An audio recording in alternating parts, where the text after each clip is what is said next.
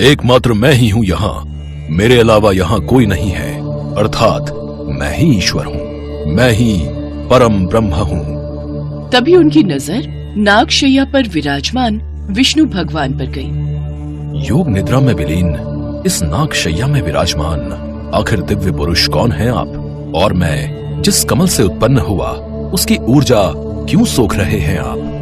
मैं आपकी ऊर्जा नहीं सोख रहा, बल्कि आप मेरी नाभि से उत्पन्न हुए हैं। यथार्थ आपका जन्मदाता मैं हूँ। आप भूल रहे हैं कि मैंने ही आपको सर्वप्रथम जागृत किया था और इस सृष्टि के समक्ष मैं ही पहले उत्पन्न हुआ हूँ, इसलिए मैं ही श्रेष्ठ हूँ।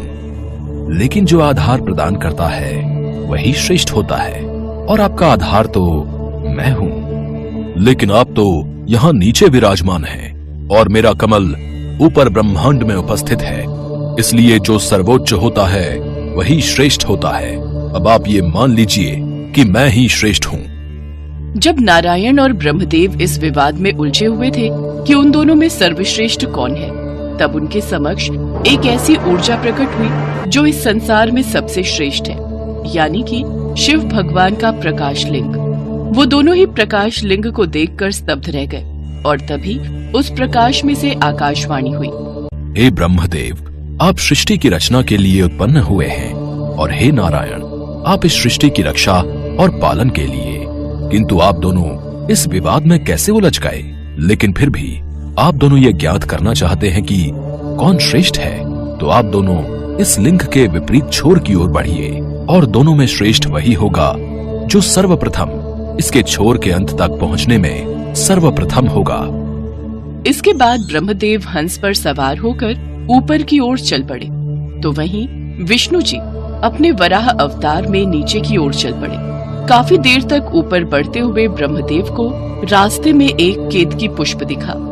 प्रतीत होता है कि इस परोक्ष लिंग का कोई अंतिम छोर नहीं है, किंतु अगर ये पुष्प भी ये प्रस्तुत करे कि मैं स्तंभ के अंतिम छोर तक पहुंच चुका हूँ, तो इस प्रतियोगिता में मेरी विजय ही होगी। तभी वो पुष्प ब्रह्मदेव के हाथों में आता है। कौन हो तुम और यहाँ क्या कर रहे हो?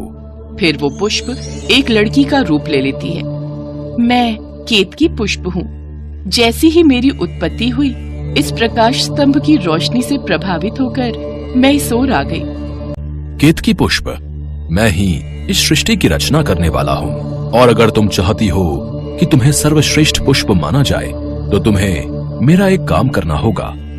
आपके इस प्रस्ताव के लिए धन्यवाद, और मैं आपकी सहायता जरूर करूंगी।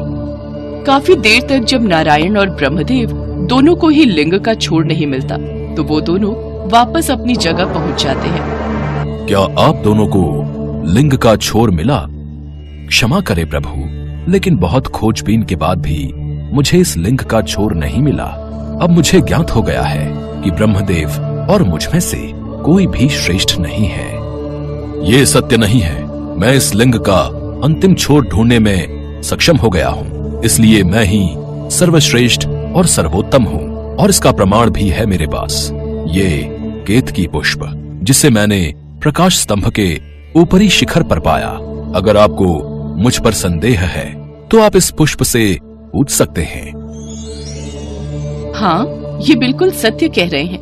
ब्रह्मदेव ने मुझे इस लिंग के ऊपरी शिखर पर ही पाया था। तभी उस प्रकाश लिंग ने महादेव का अवतार ले लिया। ब्रह्मदेव, तुमने असत्य बोलकर विजय प्राप्त करने की कोशिश की है, इसलिए मैं तुम्हें श्राप देता हूँ कि तुम्हारी ही रची हुई इस सृष्टि में तुम्हारी ही पूजा नहीं होगी।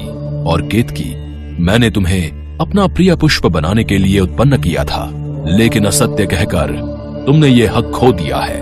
मैं तुम्हें श्राप देता हूँ कि तुम्हें किसी पूजा में कोई मान्यता प्राप्त नहीं होगी, और तुम्हें मंदिरों और पूजा स्थल से बाहर रखा जाएगा, और केवल साज सज्जा के लिए ही तुम्हारा उपयोग होगा। नहीं प्रभु, मुझे क्षमा कीजिए। मेरा जन्म इस सृष्टि को उत्पन्न करने के लिए हुआ है, फिर आप कौन होते हैं मुझे श्राप देने वाले? आपके अहंकार ने आपके विवेक को हर लिया है, इसलिए आप मुझे देख पाने में असमर्थ हैं। मैंने ही आपको उत्पन्न किया है, और आपके इस अहंकार को तोड़ना अत्यंत आवश्यक है। इतना कहते ही महादेव का उग्र रूप काल भैरव प्रकट होता है और क्रोधित होकर कहता है, पर ब्रह्म है आप, किंतु आपके अंदर का यह अहंकार आप में भ्रम उत्पन्न कर रहा है। ऐसा अहंकार और कटु वचन बोलने वाले आपके पंचम शीश को दंड भुगतना ही होगा। काल भैरव ने बिना देर किए पल भर में ही ब्रह्मदेव का 5वां शीश काट डाला और इस तरह उनके अहंकार को नष्ट कर डाला।